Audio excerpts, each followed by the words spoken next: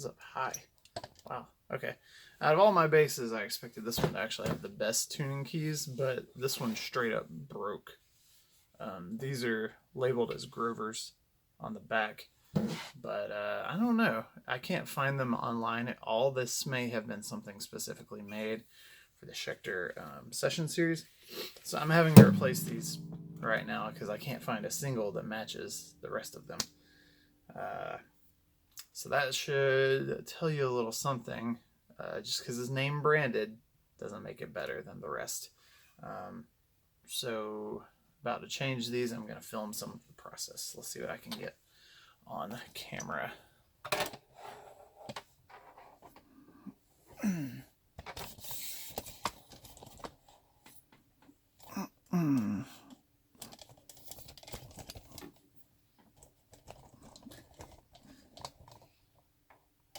Let's see, is that going to prop up like that? Probably not.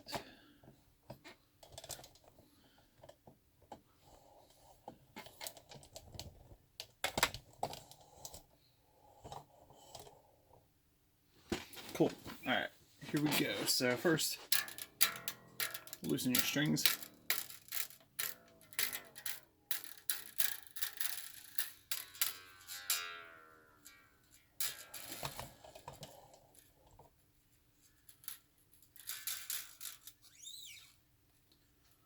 Alright, and unfortunately, you got to loosen them a lot because you got to take them all the way off the tuning peg.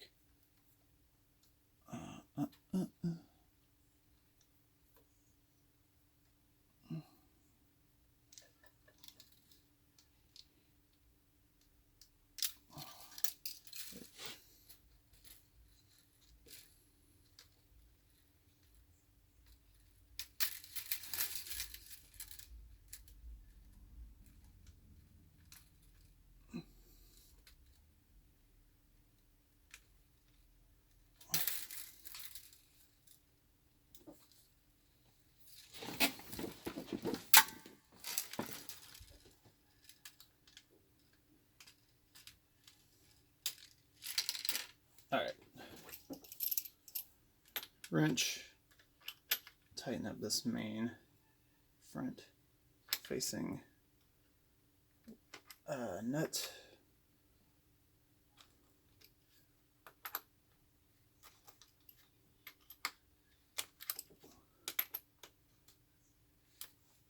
Cool.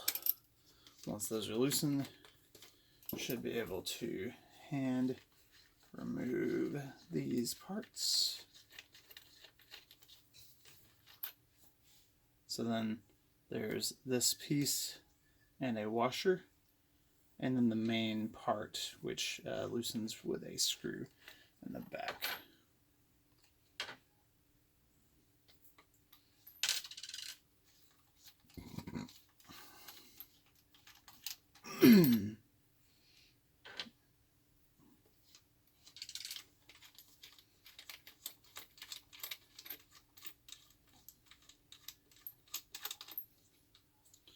Cool. So these may be worth keeping. I'm not really sure.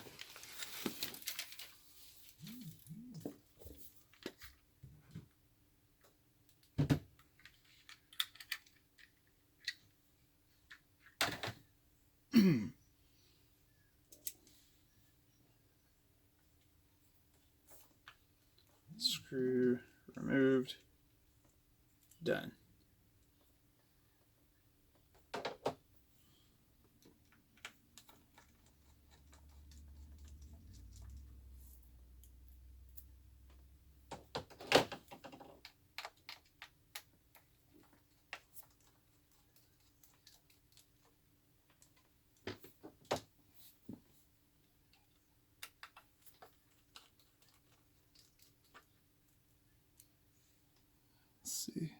See, focus. It's backwards from my perspective, but it does say Grover. I don't know, I want to keep them because I feel somehow like Grover makes them desirable, but clearly they're not desirable, you know, it just broke. Alright, here's the replacements, since I couldn't find anything exact. This is from a brand called Guyker. They do not have the same shape machine head thing. They have a gear. The main thing was that they're the same shape. This screw is in the same place, and let's see what we get here. I see now that the front is smaller. Yeah, seems like it's going to be perfect. Cool. All right, let's begin.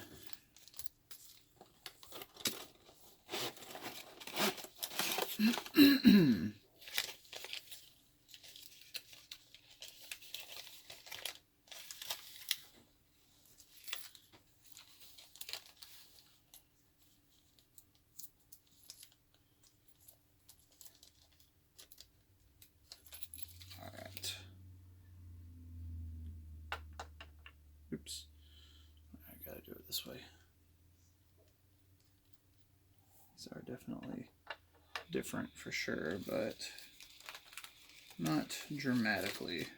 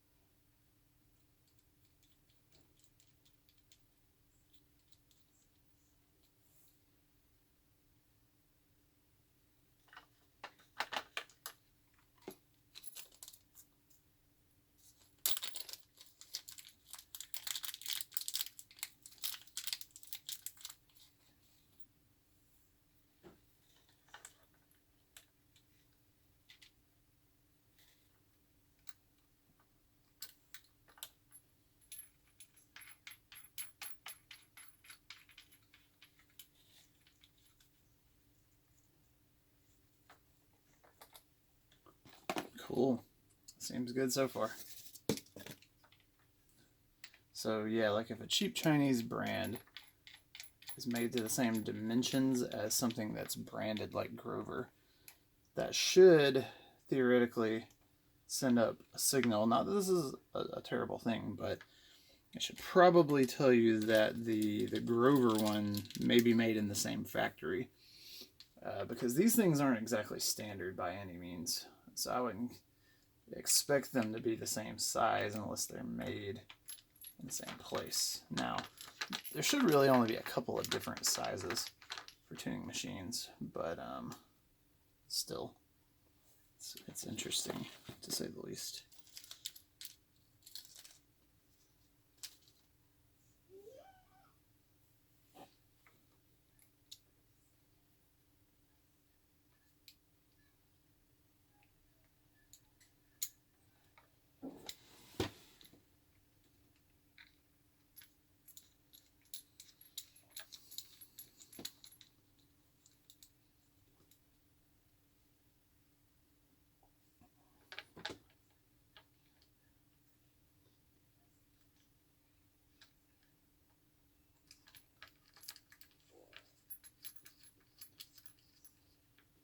Okay, cool. So, with that being somewhat lined up, here is next order of business.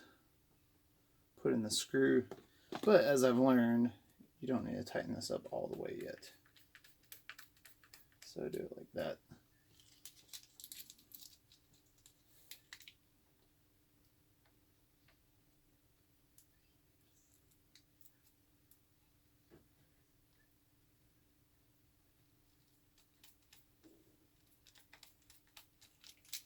Something like that. This looks really cool. Not that anybody sees the back of the headstock but you.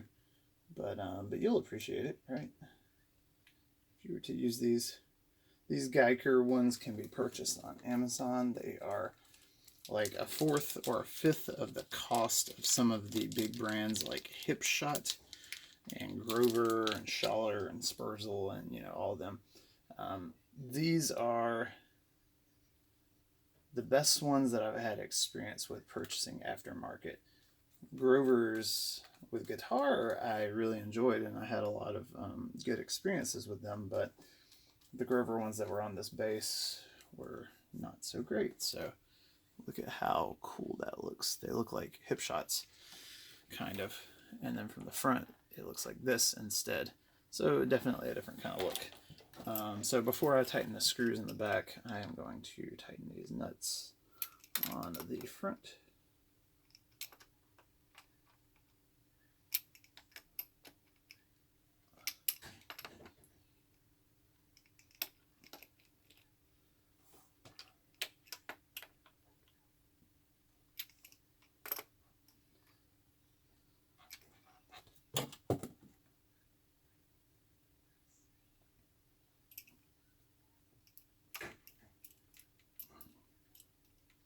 These feel a little stiffer than the other ones, so maybe put some lubricant in there. All right, cool. I'm going to tighten up the screws, and I will actually, I guess, film the process of me doing the strings as well, because that is part of the total process. I'm at 11 minutes, and I have done the majority of the work already. I mean, yeah, restringing can be a little bit of a pain. Cool, those are tightened up. Flip it over. And then, because I've already done the strings, try to unravel it a tad, stick it in there as such, and wind it back to pitch. Let's see.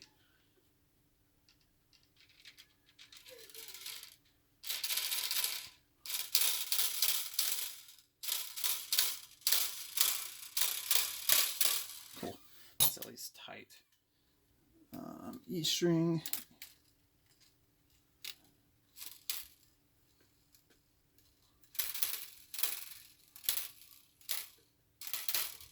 Okay, A.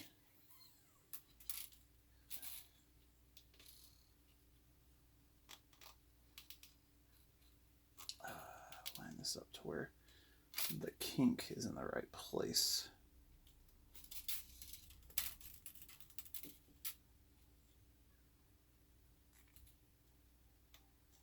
It's the whole issue with this.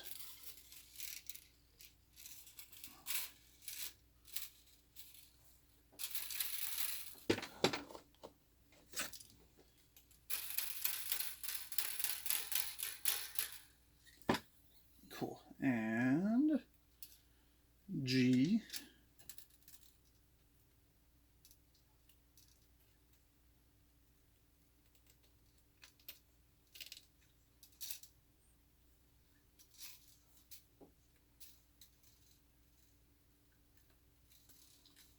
I think this is twisting the right, yeah, I'm twisting it the right direction.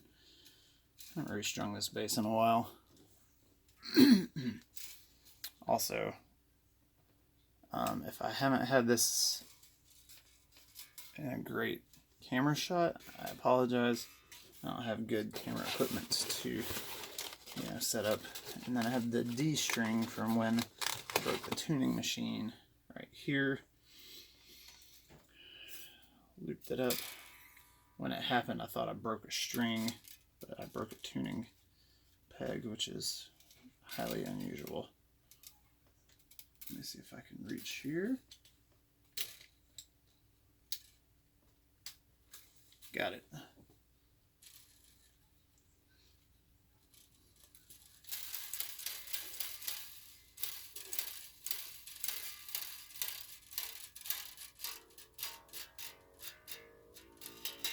Okay, cool. So let's get it close.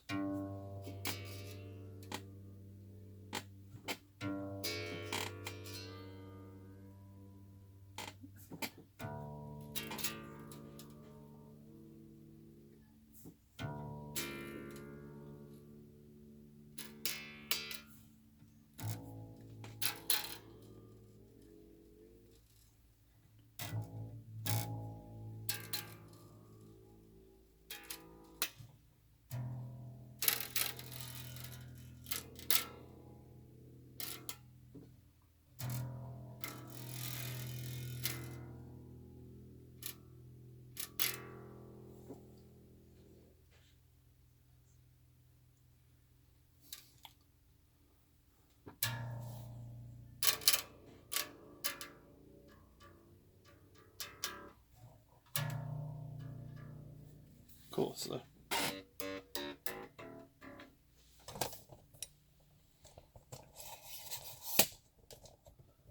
cool. All right, let's see if I can adjust accordingly here. Bass, new tuning machines.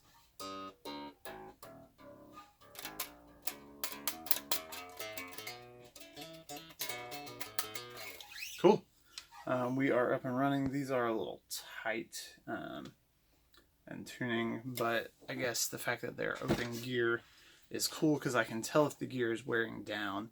I can also lubricate the parts in there that make contact, which can be helpful from time to time. I'm also going to see if I need to tighten up